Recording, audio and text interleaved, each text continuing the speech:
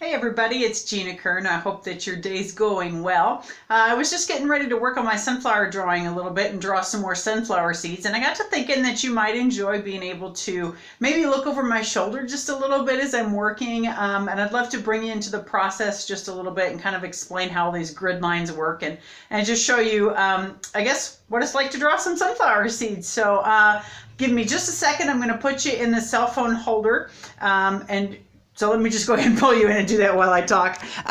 So anyway, I'm going to kind of set you in the cell phone holder here so you can see the drawing a little bit. Pardon me for jiggling you. And turn on a light here so you can see a little better. And the other thing I'm going to do is I'm going to go ahead and get my camera ready to record. As you know, I'm working on the time-lapse videos for you all. So anytime I sit down to draw, forgive me there, you're bouncing around, aren't you?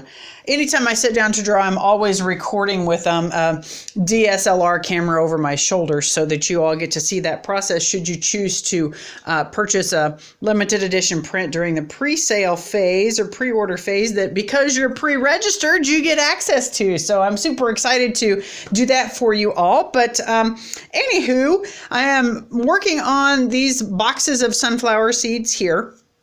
And I have divided up the original boxes in half both ways again. And doing that has really helped to make these a lot easier to draw. Let me pull this light back over. Yeah, trying to figure out how to get you the better view. At any rate, I am working in this box over here. And I don't know with the lighting if you're going to be able to see that very well. But if nothing else, I thought maybe you could kind of see how I'm doing the sunflower seeds over here in these boxes. And maybe let me try zooming in just a little bit. Forgive me as I'm kind of figuring all this out as we go. All right, let's see. What's that do for you? Kinda, maybe. Okay, I'll zoom back out just a little bit and we'll give that a try. Okay, so anyway, let me start this camera up here. Thanks for your patience and bearing with me. All right, so anyway, I am in the middle of a kind of a big seed right here, and that seed is here on the drawing. Does that show up? Hopefully you can see that. At any rate, so I just kind of try to break down each seed into a shape and focus on one shape at a time and how that shape connects to the others around it. So this next seed here looks like it starts at this corner and kind of curves around and connects with this one here. And I'm also looking at where inside the box that I've drawn does this seed fall? How much room does it take up? Again, where does it connect with other seeds? So I often find myself drawing from multiple angles at a time and trying to just kind of piece it together like a puzzle, and often working on multiple seeds at a time. So this one, the one that touches, kind of comes over here and then creates this little bump and comes back out this direction. So, and do forgive me if I trail off a little bit here. You know, one of the things I talk about with my drawing students at school that I teach is that drawing is very much what they call a right brain activity and talking is a left brain activity. So it's often a good challenge to draw and talk at the same time. I've done it enough years demonstrating with my students that I'm a little better at it than I used to be. But once in a while, I find myself kind of trailing off. So here we go. Let's see. I think I got that guy too big. So, you know, oftentimes, again, find yourself making some mistakes and you got to kind of readjust a little bit. And I think I'm going to work on this from a different direction even yet.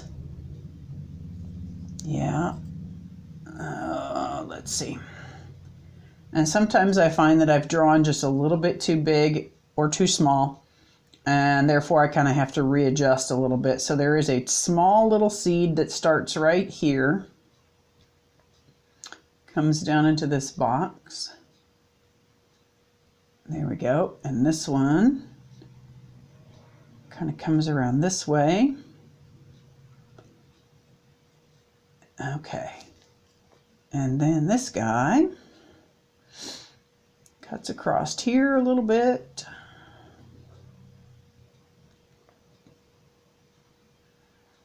I think I might have gotten this seed above in here just a little too big. Might be wondering about the eraser that I'm using here. This is a kneaded eraser. You can stretch it to clean it or mold it into any shape that you want to. And the thing that I love about it is that instead of rubbing the graphite into the paper, it actually picks it up and absorbs it into the eraser. So it's not as hard on your paper as some other erasers are. And they're usually a pretty light gray when you first open the package, and the more graphite they absorb, the darker they get, and eventually you kind of have to chuck it and get a new one. But anyway, that's what that little object is that you're seeing me use in the drawing videos anyway that you'll get later on or even today. Sorry. Trying to draw and talk at the same time. I'm finding myself rambling a little bit. So, all right, here we go. So that seed's looking a little wider there. That's good. Okay, so then the angle I had a little bit off as well. So it's going to come from the tip of this one and kind of slant up this direction a little bit more than I had it. So maybe that kind of illustrates why I often work from multiple angles at once, trying to make sure that I get these odd little shapes drawn correctly, as accurately as I can, and making sure they connect and intersect the way they are supposed to. So anyway, there we go.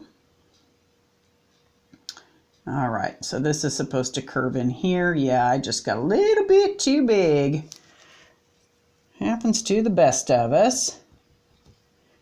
And that's, just kind of part of the process. As I tell the kids, even the best of the best professional artists don't get it right 100% of the time. We always have to correct and make them, adjust our mistakes and kind of reevaluate stuff.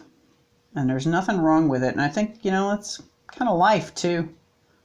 Just have to reevaluate and make course corrections, and nothing wrong with that at all. All right, there we go. That's looking a little better. All right, so then this big seed that we originally started with kind of comes down here, and it makes a sharp turn. And one of the things that, I'm really fascinated with is all of the different shapes that these sunflower seeds seem to be in. It's going to be really fun to dive in with the color and start pulling out their different values and shades of brown and looking at how they all kind of overlap each other. Oops, that needs to come over just a little further. The other thing that I often look at too is where a bend on a seed or a change of direction lines up with something I've already drawn. So for example, this one I'm working on here has got a smaller seed that overlaps down here on the bottom, and that change of direction where that seed starts to overlap lines up pretty much with this little divot right here in the seed above it. So I'm just trying to make sure I've got that lined up correctly. Kind of goes there and slants down this way a little bit, curves that direction, comes over, and here's definitely a spot where I'm looking at where does this seed touch the grid line, and making sure that I'm lined up correctly for that. And then again, how much space does it take up? Oops, pull that back over just a little bit. There we go, and erase the mistake. So at any rate, that's kind of how the sunflower seeds are being drawn, the process I'm using. Not a fast process at all, kind of painstaking a little bit, sometimes tedious. Sometimes I wish it would go a little faster, because I feel like I don't, have a ton to share with you all oftentimes, and, kind of feel a little guilty about that sometimes. But I would rather take the time at the front here and make sure that I get it drawn as correctly as I can, so that it sets me up for success later on as I dive in with colored pencil and get those colors flowing. I messed that up too, so. No holds barred, behind the scenes, completely unplugged, mistakes and all, access for you here. So hopefully you're finding this enjoyable. And as I've been saying in the last couple of videos, y'all, I really would love to interact with you. to have some great conversations and find out what it is that you're interested in seeing.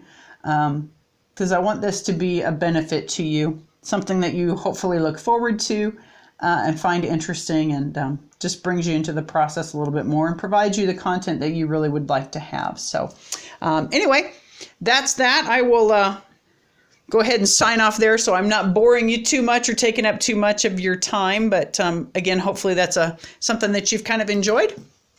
And we will look forward to talking to you again soon. All right, take care. Bye.